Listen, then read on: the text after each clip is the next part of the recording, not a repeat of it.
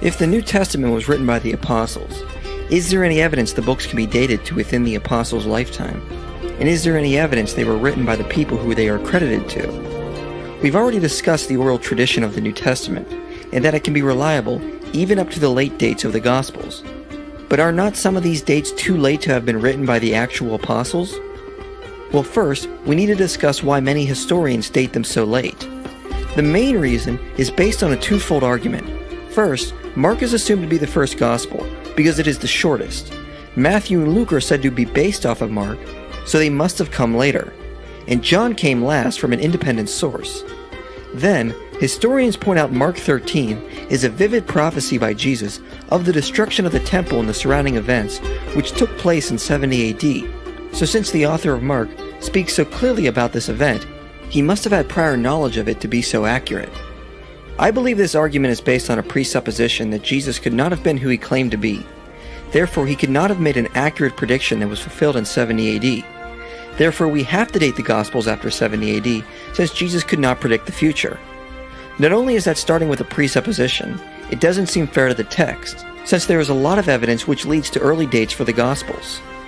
It could just be that Jesus was echoing the first destruction of the temple by Babylon, and even from a secular standpoint, atheist Maurice Casey argues extensively that Mark 13 should be dated to around 40 AD. Second, it is assumed Mark was first because it is the shortest. However, oral tradition specialist Albert Lord points out oral narrative parallels that we have found doesn't necessarily mean the shorter version is older. It may be the result of practical constraints. Those who argue Matthew was written first argue Mark was shortened for a Gentile audience who would not understand the prophecies of the Old Testament being fulfilled in the Jewish context Matthew constantly refers to. But that is a topic for another video. Third, there is actually a lot of external and internal evidence which suggests the Gospels were written by the men who they are credited to. Looking at the external evidence, the early church fathers are unanimous that the Gospel of Matthew was written by the disciple Matthew. Mark was written by Mark, the interpreter of Peter in Rome. Luke was written by Luke, the companion of Paul. And John was written by the disciple John. Tertullian, writing around 200 AD in North Africa, tells us that the documents of the Gospels were written by the apostles Matthew and John and apostolic men of Luke and Mark. Prior to that, St. Irenaeus of Lyons tells us Matthew wrote a gospel among the Jews in their own style, while Paul and Peter were preaching in Rome. Then Mark, the disciple of Peter, handed to us the preaching of Peter. Then Luke, a follower of Paul, set forth his own gospel. Later, John, the disciple of the Lord, put out a gospel while residing in Ephesus. So Irenaeus tells us John wrote later than the other three, implying the first three were possibly written around the same time. Clement of Alexandria, writing in Egypt around the same time as Irenaeus, tells us the Gospels with the genealogies came first. Mark was done at request while Peter was preaching in Rome, and that John came last at the urging of friends.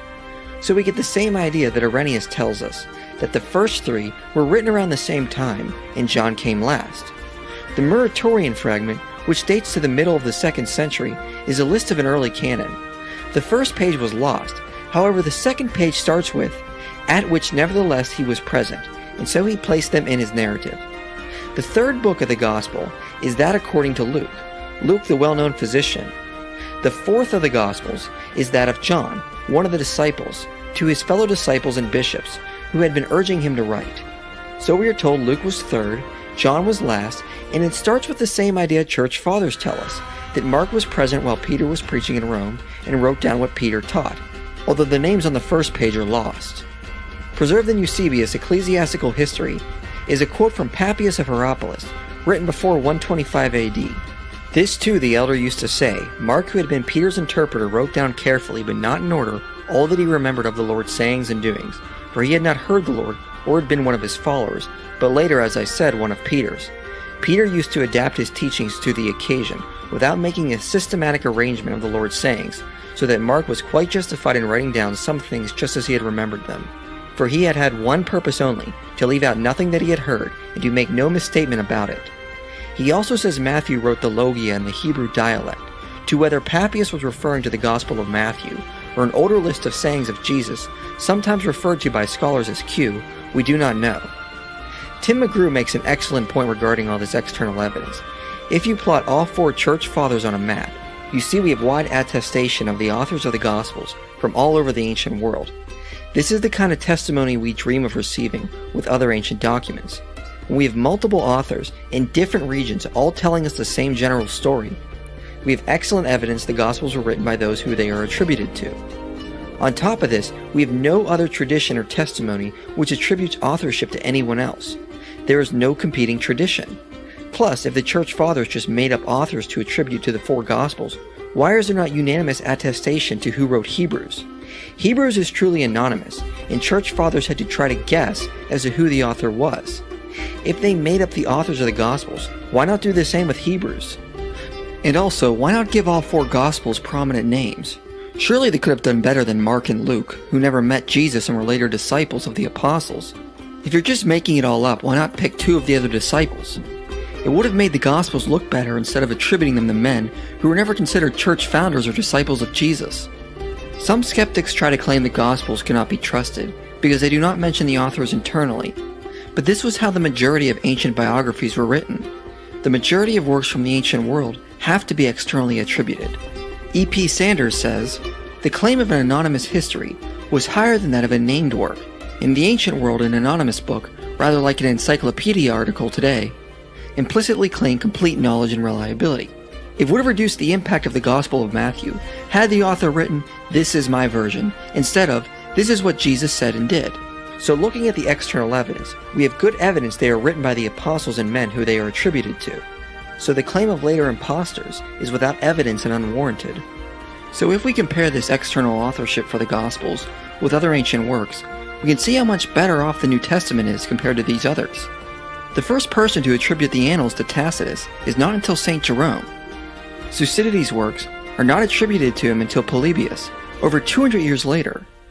Whereas with the New Testament, we have multiple authors within 150 years, and one author who is less than 50 years from the source, who even testified there were still living disciples in his day. Moving on, we have a lot of good evidence the first 3 Gospels can be dated to prior to 70 AD. First, none of the Gospels directly mention the destruction of the temple, and this is inconsistent with their style of pointing out things that happened after the fact. For example, when all 4 Gospels mention Judas for the first time, they all make the note that he later became a traitor. So when the Gospels talk about past predictions or events, they are keen to mention the later effects, like that Judas would later become a traitor. In Acts 11, Luke mentions the prediction of a coming famine, then notes this happened during the reign of Claudius. In John chapter 2, we see a conversation between Jesus and the Jews, where Jesus speaks of raising up his body after 3 days. In verse 22, John mentions what Jesus was speaking about was when Jesus was raised from the dead. All these examples indicate that when the Gospels mention something spoken in the past and having been fulfilled by the time they were writing, they would mention that it had already taken place. However, it is clear Jesus predicted the destruction of the temple as recorded in Matthew, Mark, and Luke. They simply mention that Jesus predicted this, yet do not indicate it has already happened. This seems inconsistent with their style of mentioning when something was fulfilled or later occurred by the time they wrote, especially with Matthew, who loved to mention Old Testament passages that were fulfilled in his lifetime. Second, the language of the Gospels and Acts indicates they were written in a pre-persecution time. In 64 AD, the first great Christian persecution began. Christians were fed to wild animals, burned alive, tortured, and crucified. Because of this, anti-Roman works like the Revelation of John and the forged Apocalypse of Peter were produced, which didn't paint Rome in a good light or speak well of their persecutors later in hell. Scholars note these works represent the anguish Christians were feeling during and after great persecutions, and the new anger they now had for the Roman persecutors. However, in the Gospels and Acts, we do not see the same attitude towards Rome. Luke often paints Romans in a good light, such as a Roman who rescued Paul from dying at the hands of Jews, and another later treating Paul kindly, as well as a Roman centurion who comes to Jesus for help. Mark portrayed a Roman centurion as one of the few at the cross who understood Jesus was the Son of God. Rome is never really made out to be the enemy in the Gospels or Acts, but the focus is more on the Jewish sects, who were persecuting them long before Rome started. Thus, this indicates an early dating for these documents. Third, external and internal evidence both indicate Matthew was writing to a Jewish audience.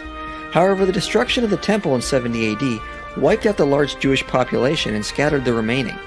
If Matthew was written after 70 AD, to whom was he writing? There lacked a centralized group his gospel would have been directed at. Furthermore, Matthew mentions details that would only matter to a Jewish population still centered in Jerusalem, such as the field Judas hanged himself in.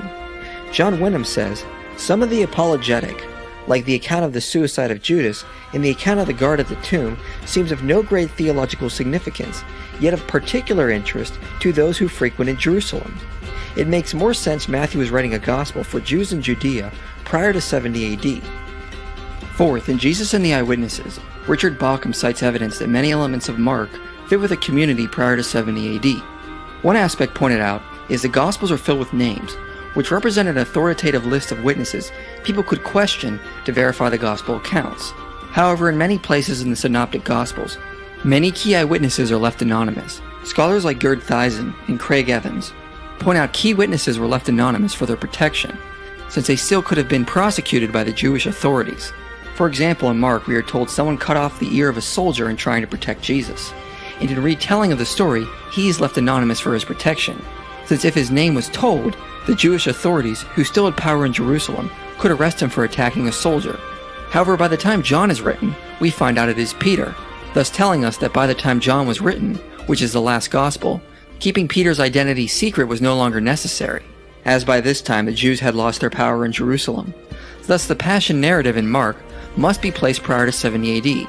As Gerd Thiessen says, only in Jerusalem was there a reason to draw a cloak of anonymity over followers of Jesus, who had endangered themselves by their actions. The date could also be pinpointed. Parts of the Passion account would have to have been composed within the generation of the eyewitnesses and their contemporaries, that is, somewhere between 30 and 60 AD. Bauckham cites several other examples that Mark keeps anonymous for their protection, telling us parts of Mark were written early, and while the Sanhedrin still had power in Jerusalem. Fifth, and most importantly, look at how the book of Acts ends.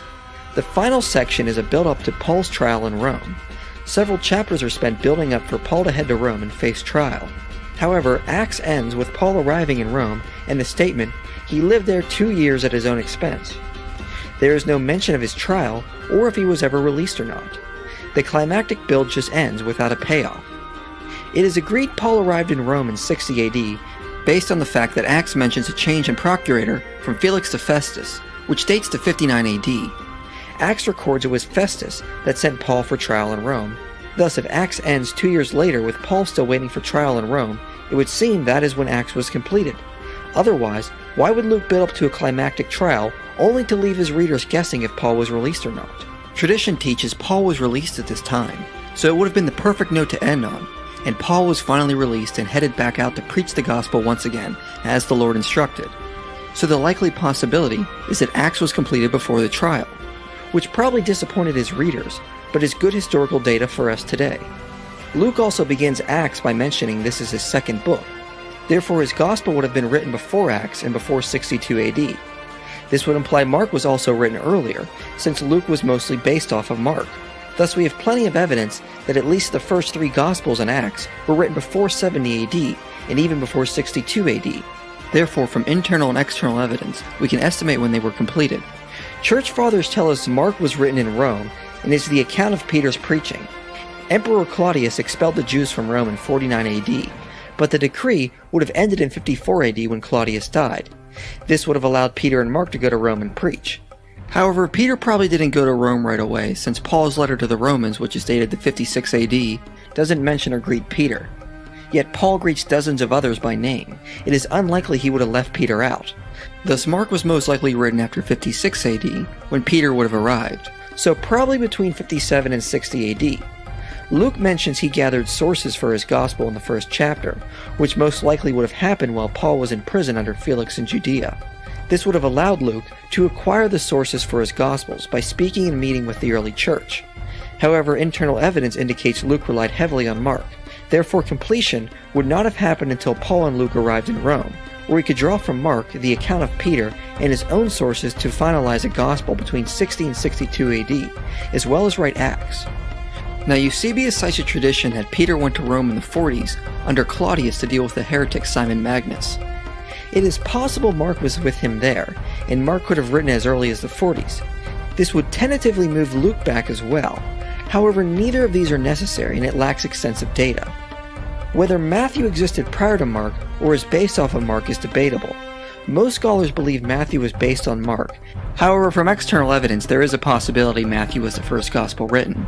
Early church historian Eusebius places Matthew as early as 41 AD. However, other church fathers like Irenaeus seem to suggest a later date. Therefore, Matthew was probably written in Judea somewhere around the 50s and 60s in Aramaic, and was later translated in Greek. Some internal evidence may suggest John was written before 70 AD. John 5:2 speaks in present tense of a sheep gate by a pool in Jerusalem, which would not have been there if John was writing after 70 AD. However, external evidence suggests John was written after his exile, and after he completed Revelation. External evidence also indicates John lived well into old age, so he could have written as late as 96 AD. However, the Muratorian fragment says the disciple Andrew was with John when he wrote his Gospel, and it is unlikely Andrew would have also lived as long as John. Therefore, John could be dated anywhere between 66 and 96 AD. Church Father Papias, in his statement that Matthew wrote the Logia, may be referring to an early collection of Jesus' acts and statements, which scholars refer to as Q. If this document did exist, it would predate the Gospels, and the writing of it probably would have started during the ministry of Jesus. Matthew, being a tax collector, would not only have known Greek and Aramaic, but would also have access to papyrus for writing. However, there is no agreement on what Q would have contained, and there is not good evidence it even existed. Plus, a study of oral tradition shows it wasn't necessary. The dating of most of Paul's letters is not speculative, as there are generally agreed upon dates. However, we will discuss the other New Testament books in more detail in another series where we can look at each book individually. Generally speaking, though, there is plenty of evidence to date the Gospels and the rest of the New Testament books reasonably within the apostles' lifetimes, and there is no reason to doubt their authorship.